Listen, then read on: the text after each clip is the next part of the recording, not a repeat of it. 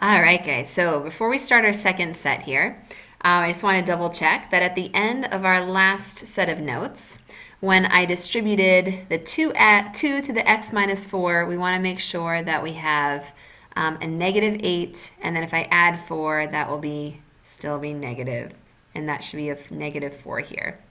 So our equation of the normal line is actually y equals 2x minus 4. I just want to make sure that was correct in your notes before we move on.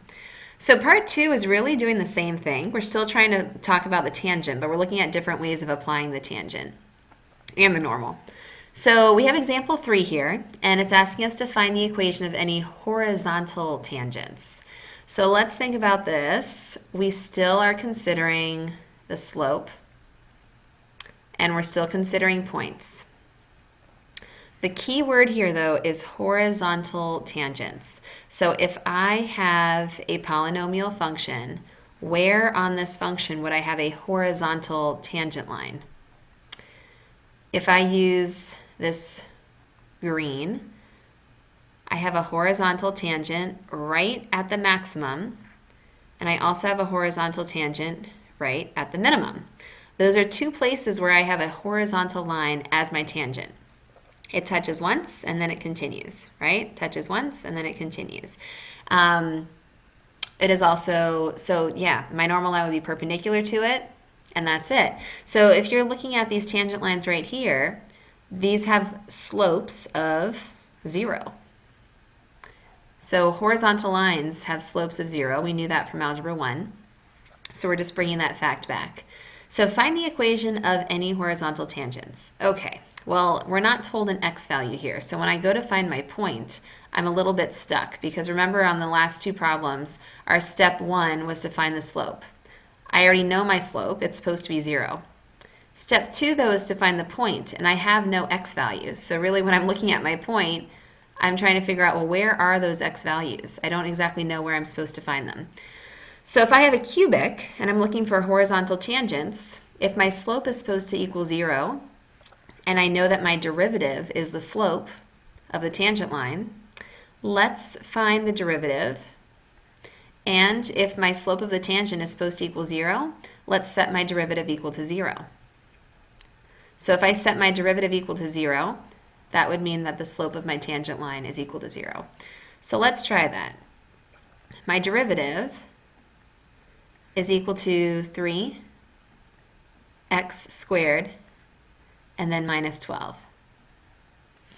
If I set this equal to 0, I will get 3x squared is equal to 12. Divide by 3, I will get x squared is equal to 4. And if I take the square root, I will get x is equal to positive or negative 2. Well, now I know that when my slope is 0, which is what I wanted, my x values where this occurs is at positive and negative 2. That means I actually have two values to use for my points here. One of them is positive 2, and the other one is negative 2. So I actually do have some points that I can find now. So let's go ahead and find these where this actually happens. So if 2 is my x value, if I replace 2 for my x here, so 2 cubed, that would give me 8. And then minus 12 times 2, so minus 24. And then plus 2. Okay, so what point is that actually? All right, so if I replace 2 for x, 8 minus 24, you get negative 16 plus 2, so I'm looking at negative 14 here. All right, that's one point. And the other point is if I use negative 2. All right, so negative 2, that would give me negative 8. And then plus 24, that would give me positive 16. Plus 2, that would give me positive 18.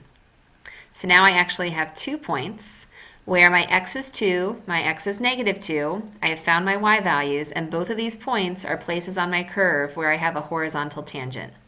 So the last part is how do I find the equation of a horizontal tangent? If you guys think back to our Algebra 1 piece here, a few pages ago, okay, so if I go back to my Algebra 1, we said that any horizontal line has the equation of y equals and then whatever the y-intercept is. Well, that would be whatever our y value is in this case, right? That's for a line. So let's go back over here. If I have a horizontal line at 2 and negative 14, well, then I would be touching the y-axis at negative 14. And if I have a horizontal line at negative 2 and 18, then my horizontal line would be crossing the y-axis at 18. So when I go to write my equations of the tangent lines that have a horizontal tangent, my equations in this case, they are both going to be y is equal to negative 14, and then y is equal to 18. So since these are horizontal lines, we do not have, our slope is 0, right? So we don't have the mx part because m is 0 times x. That part goes away. So that's one way that we can kind of switch up the way that this question about using tangent equations and normal equations, kind of switch up how the question's asked of us. Let's look at a second example as well, and again, pause at any time to go back over any of these notes. Example 4, find the coordinates of the point, or points, where the tangent meets the curve again. So we actually have talked about this in class a few times. If you guys have a function like this, right, and let's say we're looking at a tangent, let me grab my green again. Let's say we're looking at the tangent that's right here, kind of close to that little maximum there. Well, my tangent line is actually tangent at this point right here. However, it will continue and it will cross the function again later on right here. So even though this isn't a tangent here, it's only a tangent on the left-hand side, it will cross my function again. And this question's asking me, well, figure out where it meets the curve again. So if you have a tangent, figure out where it crosses the curve again. If you guys think back to Algebra 2, how did we find where two lines, because I have this line here, I have my tangent line, and I have the original blue function. How can I figure out where the tangent and the blue function, my original y function, how can I figure out when they meet each other? Well, anytime that you guys were trying to figure out when two functions met each other, you set them equal to each other. So really what we'd like to do is set our y, whatever your y function is, which is our original function, equal to whatever our tangent function comes out to be. If I have those two and I set them equal, I should be able to figure out when they intersect, which is what the question's asking me. When do they actually meet each other? So let's, in order to start this, we have our y function already. We need to find the tangent first. And we are good at finding a tangent now. We've done it a few times. So we are going to find the tangent, and we are going to repeat the 3 steps that we've been doing today in order to find the tangent. So step 1, find the slope. And in order to find the slope, we will find the derivative. So let's take the derivative, and that will equal 3x squared plus 1. I want to find the actual derivative at the x value of 1. So I'm going to replace 1 for x, and that will give me 4. Okay, so my slope is now 4. Step 2 was to find the point that we can use to write our equation. We actually were already given one. So we were given 1 is our x and 4 is our y. Okay, and then last but not least, we are going to be given our, well, we have to create our equation. So let's go ahead and create our equation. Again, point slope form is pretty easy to use here. We have a point, we have a slope, let's go ahead and use it. So we have y minus our y value. You guys can do it faster than I can. Okay, and then your x minus your x value. Go ahead and fill that in. And then you can actually go ahead and start to set this function equal to the other one as well. So we have y minus 4 is equal to 4 and then x minus 1.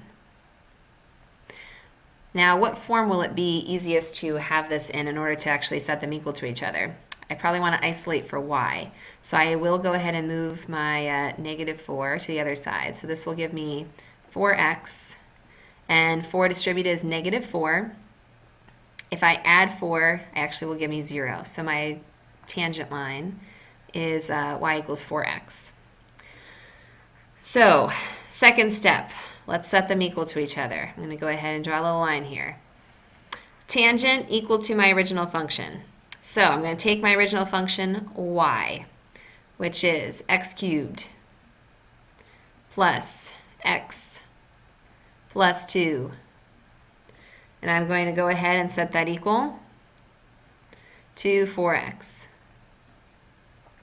Anytime that I set two functions equal to each other, I always want to start by moving everything to one side, and I'm going to have a 0 on the right-hand side if I subtract 4x. So now I've got x cubed, x minus 4x, I've got negative 3x, and plus 2. All right, this is a cubic.